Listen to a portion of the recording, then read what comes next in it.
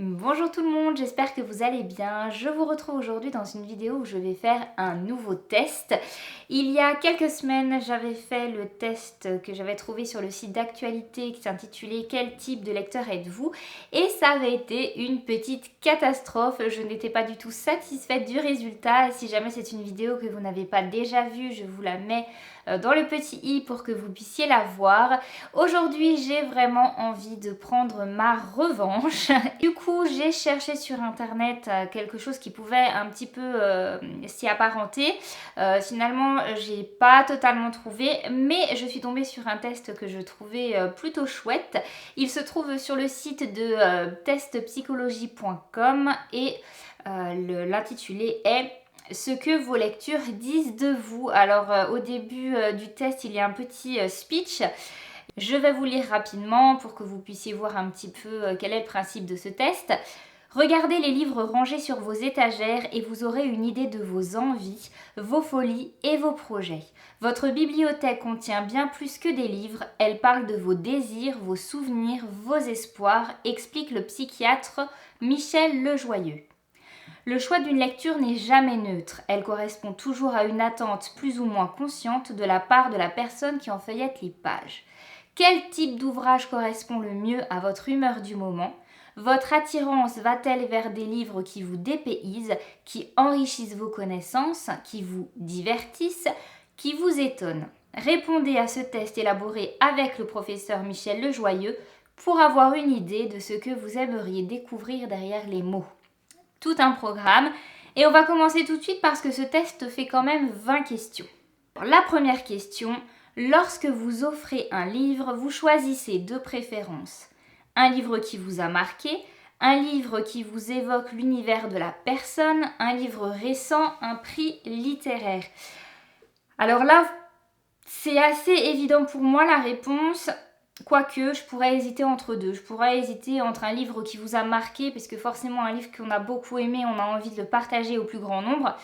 Mais je suis aussi d'accord avec un livre qui vous évoque l'univers de la personne.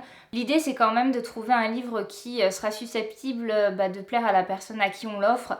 Donc je vais plutôt mettre ça. Deuxième question. Le plus souvent, vous achetez vos livres dans des galeries marchandes ou des grandes surfaces, dans votre librairie préférée, n'importe où ou sur internet.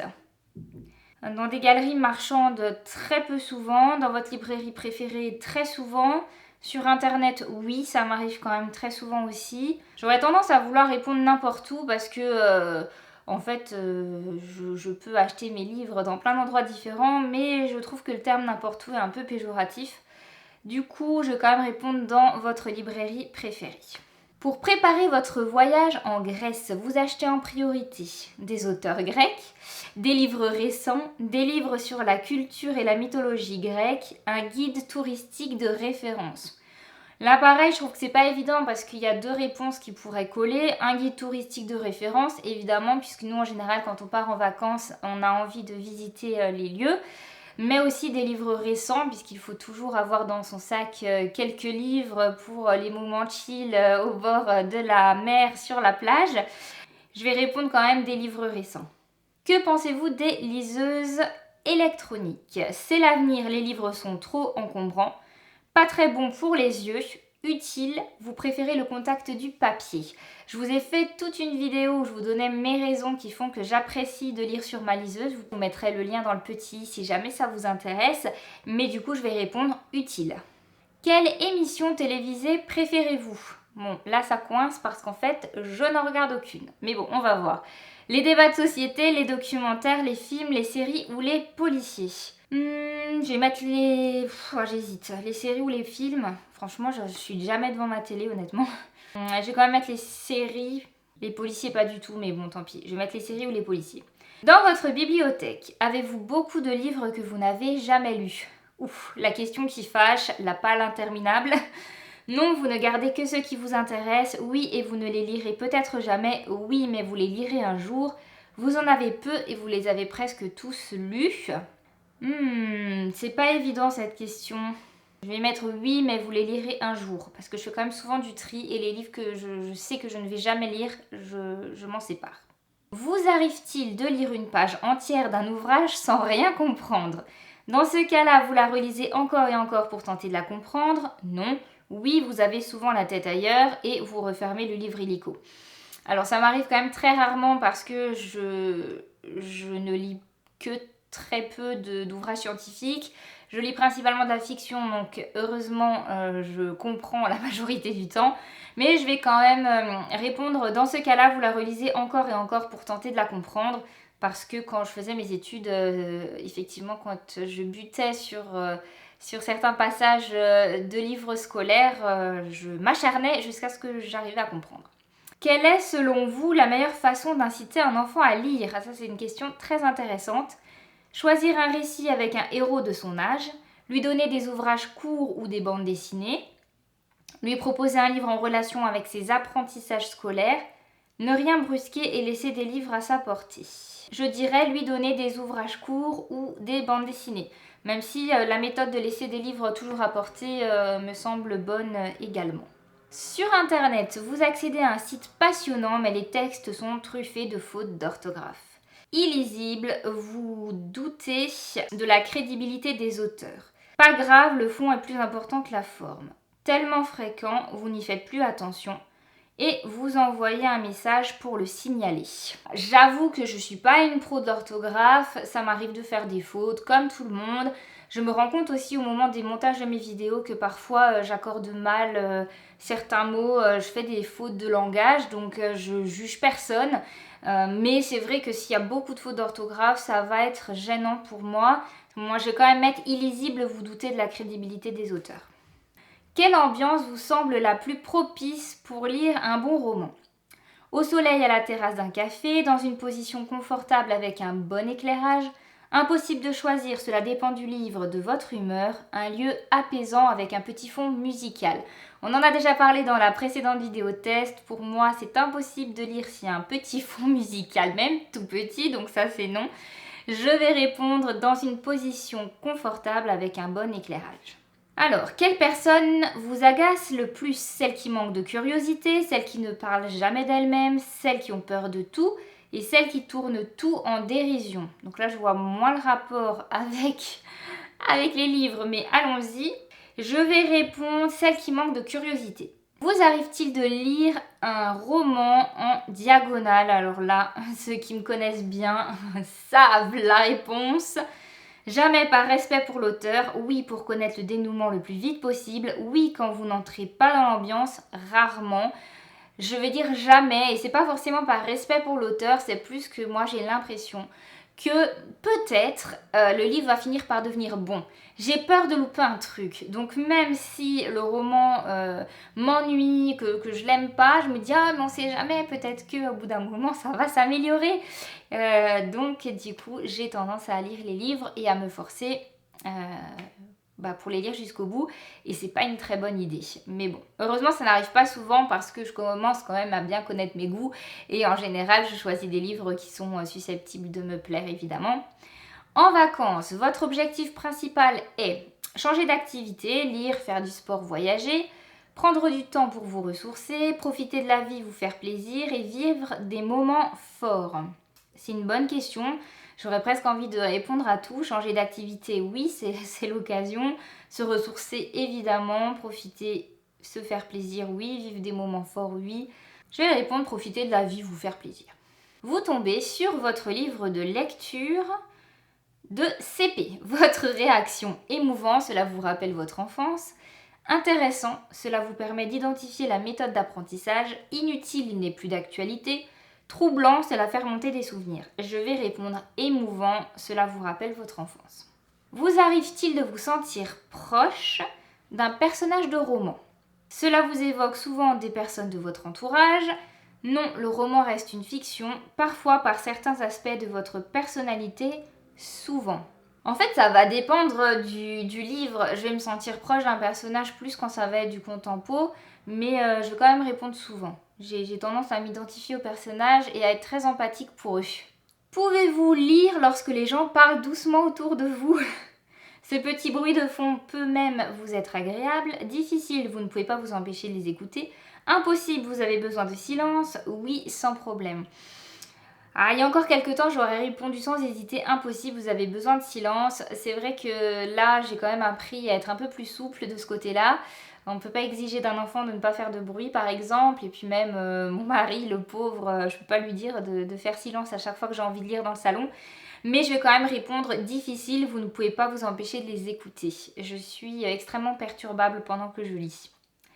Quel est selon vous l'attrait principal des vides-greniers? Aucun intérêt pour vous, la possibilité d'acquérir des objets à moindre coût, l'aspect chasse au trésor et le côté caverne d'Ali Baba. Je vais répondre l'aspect chasse au trésor. Quel métier du cirque vous fascine le plus? Acrobate, dompteur, funambule, jongleur. Ah, quand j'étais plus jeune, j'aurais répondu dompteur parce que c'est vraiment les animaux qui me plaisaient le plus dans les cirques. En grandissant, évidemment, je me suis rendu compte de l'envers du décor et je suis plus forcément d'accord avec ça. Je pense que les animaux sont pas là pour faire des tours de cirque. Et du coup, je vais plus tellement au cirque. Allez, je vais mettre funambule. Mais c'est un peu du pif. Après une journée épuisante, la meilleure façon de vous changer les idées. Un bon livre ou une émission intéressante, un film à suspense, une conversation agréable, une séance de relaxation. Bizarrement, je ne vais pas répondre à un bon livre parce que pour le coup, quand j'ai une journée très épuisante, j'arrive pas à me concentrer dans ma lecture et ça m'agace. Donc souvent, quand je suis très fatiguée, je vais pour le coup plutôt me mettre devant mon ordinateur pour regarder des vidéos, que ce soit des vidéos booktube, des vidéos d'autres youtubeurs ou pour regarder des séries. Donc ce qui se rapproche le plus de ça, c'est un film à suspense. Quel compliment vous ferait le plus plaisir? Et c'est la dernière question. Avec toi, j'apprends toujours quelque chose. Avec toi, je ne m'ennuie jamais. Avec toi, je suis vraiment moi-même. Avec toi, je trouve la vie exaltante. Je n'ai aucune hésitation, c'est avec toi, je suis vraiment moi-même. J'aime que les gens ils soient vrais, ils soient honnêtes et j'espère que les gens se sentent suffisamment à l'aise et en confiance avec moi pour être eux-mêmes tout simplement. Et ça y est, tadada, nous arrivons au moment tant redouté du résultat. Et j'ai eu lire pour le plaisir. Ça commence déjà mieux que le test précédent. Il y a beaucoup de textes, mais je vais vous lire quand même, histoire de faire cette vidéo correctement jusqu'au bout. Lorsque vous ouvrez un livre, vous pénétrez un univers où tout est possible. Vous ne savez pas ce que vous allez y trouver et cette plongée dans l'inconnu est pour vous source de plaisir. Vous laissez la lecture vous emmener là où elle veut et à chaque fois qu'un livre arrive à vous séduire, il imprime sur vous sa trace. Votre identité personnelle est nourrie de ces empreintes laissées au fil des pages. Il peut s'agir de personnages de romans, de réflexions menées par l'auteur ou même d'ambiances qui ont marqué votre esprit. Votre humeur du moment, vos goûts, vos attirances vous poussent à choisir tel ou tel livre et réciproquement, vos lectures exercent une influence sur votre vie. Vous aimez bien quitter le rivage de la réalité pour aller conquérir d'autres mondes. Est-ce une façon de colorer un quotidien parfois trop monotone ou de vivre par procuration une existence plus exaltante? Posez-vous peut-être la question. Et si vous écriviez vous-même, même si vous n'avez pas de talent particulier, essayez de mettre en mots vos aspirations profondes et inventez des personnages qui les incarnent. En d'autres termes, mettez-vous en scène. Eh bien écoutez, je suis super contente de cette réponse. Effectivement, je lis principalement pour le plaisir. Ça peut m'arriver de lire des ouvrages plus scientifiques ou de développement personnel ou sur des thématiques qui m'intéressent ou des biographies parce que je suis souvent intéressée par la vie d'illustres personnages. Mais la grande majorité du temps, et vous le voyez bien dans mes vidéos, je lis pour le plaisir de la fiction. C'est une source de plaisir et effectivement un livre a souvent tendance à imprimer sa trace sur moi, ça c'est tout à fait juste. Alors la question, est-ce une façon de colorer un quotidien parfois trop monotone ou de vivre par procuration une existence plus exaltante? Je suis assez d'accord avec vivre par procuration une existence plus exaltante, mais pas dans le sens où ma vie m'ennuie, pas du tout. Je suis tout à fait satisfaite de ma vie, mais c'est vrai que c'est l'occasion, lorsqu'on lit un livre, de se plonger dans des aventures qu'on ne vivrait pas dans la réalité. Surtout que moi j'adore la littérature de l'imaginaire. Et donc bien évidemment, je n'aurai jamais l'occasion de, je ne sais pas, par exemple voler à dos d'un dragon. Et donc j'aime bien le vivre dans les histoires. Et alors la fin me bluffe parce que, et si vous écriviez vous-même? Alors je pense que très peu le savent, mais j'écris. Alors c'est un grand mot parce qu'en réalité n'arrive pas à me donner assez de temps pour ça, donc ça n'avance pas. Mais oui, j'ai des idées plein la tête, j'ai des histoires qui flottent dans mon petit cerveau et j'écris. Donc ouais, franchement ce test pour moi est très réussi. Je serais curieuse de connaître les autres résultats possibles et je serais surtout très curieuse de connaître vos propres résultats. Je vous mettrai le lien du test en barre d'infos et j'espère que vous aurez l'occasion d'aller le faire, et si c'est le cas, n'hésitez pas à partager tout ça avec moi dans les commentaires, je serais ravie d'en parler avec vous. J'espère que le résultat que vous aurez sera à la hauteur de vos espérances. En tout cas, moi, c'est parfait, donc belle revanche sur le test précédent. Je vous souhaite à tous de très belles lectures et je vous dis à très bientôt pour une prochaine vidéo. Bye bye!